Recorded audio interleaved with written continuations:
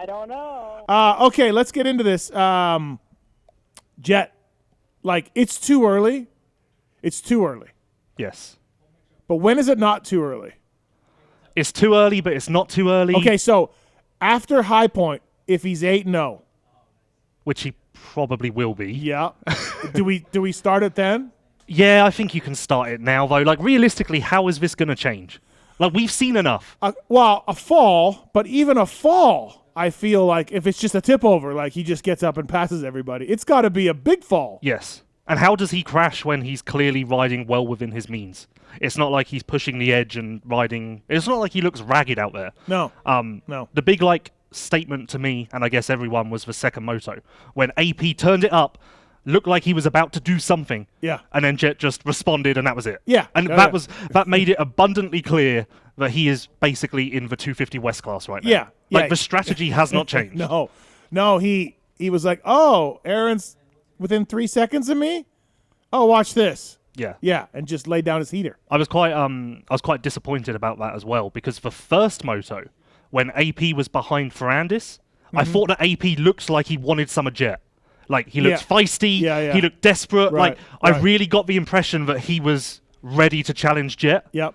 And then we got to that moment in the second moto, and Jett silenced that immediately. Yeah, and with ease, without looking like he was flustered. Yes. Like, not like, oh, I got to wick it up here and I guess he just looked like he was cruising. I guess you've got to use qualifying times as like a litmus test of how much more he has in the tank. Yeah. Because that's when he's probably not pushing all the way in qualifying. No. Yeah. But he's 2 seconds a lap faster each week in qualifying. Yep. So that's kind of his level, I feel. Yep. And obviously, we all love sector times.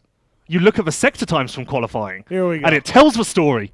It really tells a story. You're a big sector guy. I wasn't, but I've been branded, and this will never change. Well, like Kellen's been branded the boat guy.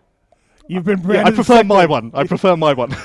No, well, it is funny to watch the sector sometimes, because sometimes some random guy will be, like, not random guy, but like someone who gets 8th will be fastest in like second sector, and you're like, and sometimes the winner of a race isn't the fastest in any sector. Yeah. And you go, funny. Like, not like it's some big deal that the world needs to melt down about. I don't know if we even need to tweet about it, to be honest, as much as you were tweeting about it, but that's okay. There was one tweet. Yeah, I think it was more. The engagement, Elon's office must have just burnt down. Like, what the hell is going on in Sacramento? But yeah, Jett was great. We got our winner for the Firepower stands, by the way. Thank you for calling for the Firepower stand, firepowerparts.com. Yeah, it was something else, man. Like, look, I guess, like I said last weekend, if you're Chase, you're like, hey, I caught him multiple times in Moto 2. And I had a better lap time.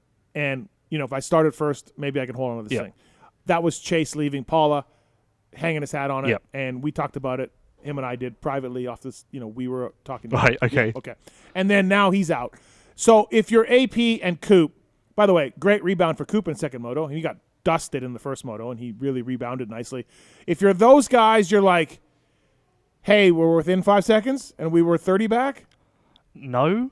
Like, they've got to be smarter than that. I mean, I guess you're a racer. You've got to tell yourself whatever works. I feel like you do. I feel like you tell yourself whatever works to keep that motivation going. Well, to be fair, I feel like AP and Coop are like the most motivated I've seen them in a long time. Like, Coop is into this thing. Yeah. And I think Chase going out vindicated Coop's decision to show up at round 1. Yep. Like, that was validation that, okay, this was a very good decision because I'm one step closer. Yeah. I think AP is the second best rider in the championship. I do too. I think Coop is the third, and I put Dylan fourth. Mm-hmm. Maybe controversial.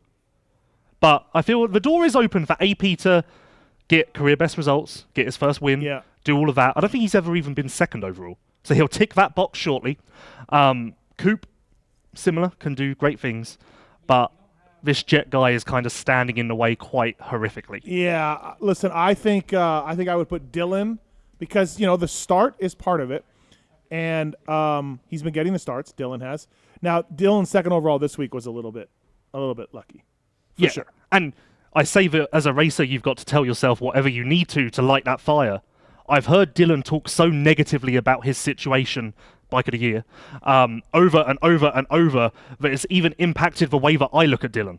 Because I'm like, he's not happy. So this isn't going to work. He likes his bike for Supercross. Yes. but I think he wants his 22 back for motocross. Yeah, he hated the old bike in Supercross, yes, yeah, but liked it motocross, and this has flipped. Mm-hmm. So I guess Yamaha are on the right track with pleasing Ferrandis, but just slightly off of that right track. Yeah, listen, well, you know, as a long-time listener, I'm not like, I get the bike can't be perfect. I get it, but like you can't throw Dylan on a 22 right now and he's going to be miles better. Yeah, I actually don't think it would make any difference. Right. And Dylan's always been one of those guys, hasn't he, where never 100% happy and easy to please. Very quick to point out when there's maybe a little issue or something to vent about. I think Dylan comes from the Chad Reed school of never tell the guys on your team that it's great. Yes. Because they will stop working. Yes. They will all just be lazy and they will pop open margaritas and sit back and relax. And Dylan is pretty hard to deal with as far as a team. So. It is hilarious how quickly he goes to blaming the bike, though, in any situation. Like the preseason press conference, someone said to him, like, how's your life? The most general question ever. And he's like, yeah, great. We're working on the bike. We've got to adapt. Well, to be fair, though, he told me after Paula he wasn't in shape. He told me his fitness isn't where it needs to be. No, but he admitted that. Yeah, and he didn't ride or test until Wednesday. But then I said to him on press day for Hangtown, so how long is it going to take for you to get your fitness where it needs to be? And he went, my fitness is great. I was just tired. And I was like, those two things do not belong in the same sentence. Hey, at Paula, he was asking you, he was making fun of you riding a dirt bike. Well, that's the relationship that I have with the riders. We're just tight. Me and Chase, me and Dylan. It got weird. I thought, Dylan. We're tight. Okay, all right. We go way back. All right. When he was kicking Paul Jonas on the start line in the Netherlands, I was there. Okay, you were there? Yeah. So it's interesting to watch these guys and, talking to them after the race and seeing how close they are to the Jett. Do you think Chase comes back? I don't. It sounds like Honda expect him to be back kind of soon, but I don't understand if he's got mono, how that's possible. Like, I physically cannot make sense of that. The mono drop was something else in that press release. It was like, I repeatedly concussions and I crashed before, and he's got mono. Yeah, and like his Instagram post, which dropped before the press release, said, I need a couple of days to get back to 100%. Yeah. But he obviously knew he had mono when he made that post. So does that mean he's got light mono? Like it's not super bad? A light dusting of mono? Like I don't... There are mixed messages. Right. I think even Honda are unclear on what's going on. But if he misses the next 4 rounds... Well, I would think he misses the next 2, then the week off, right? And then come in. Is there really any... I feel like the SMX thing changes the game. Yeah. Because that's motivation. Yep. I feel like Chase is a guy who will want to do the nations. So the month of September is motivation. Mm-hmm. Maybe I wouldn't be surprised if he sits out until the last 2 rounds of outdoors, comes back for those to kind of get some reps in, and goes into SMX all guns blazing, does the 2 rounds of outdoors to validate his MXON selection. That would give him a good amount of time to get healthy. That makes sense to me. But yet, the Honda communication, the Chase communication is all very up in the air. I have my captain's hat. I have mine too, somewhere. We'll get into that. We'll get into that. Lewis Phillips from Vital MX here. You know what? Fuck it. I'll just do the game right now. My true or false game. Let's just do it right now because I'm going to cover some of these topics tonight. I don't want to break. I don't want to. What has really happened here is you just looked at the 450 results and went, we're done. No, I have a lot of Boutron questions for you. Okay. So, and Wildcat Racing questions.